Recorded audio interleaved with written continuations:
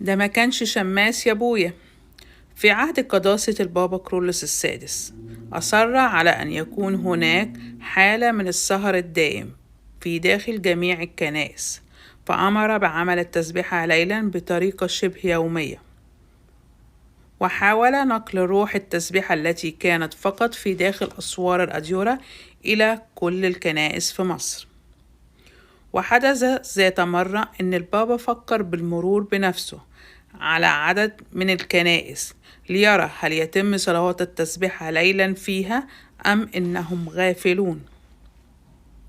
وأثناء مروره بإحدى الكنائس دخل فوجد شماس عجوز ولكنه كفيف يقوم بعمل التسبيحة منفردا ولا يوجد أي شخص آخر معه. وعندما اقترب من المسبح وجد على المنجلية الأخرى ملاكا واقفا ويرعى هذا الشماس الكفيف في التسبيحة، والمكان مملوء بروحانية شديدة جدا. فسجد سيدنا أمام الهيكل وبدأ في ترديد التسبيحة مع الشماس.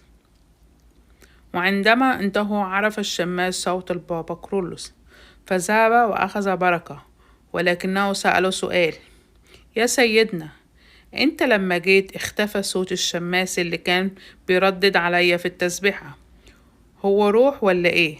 ده هو كل يوم معايا هنا بنقول التسبيحة سوا، حتى بعد ما خلص احاول اشكره او حتى اسأله على اسمه الاقيه مشي.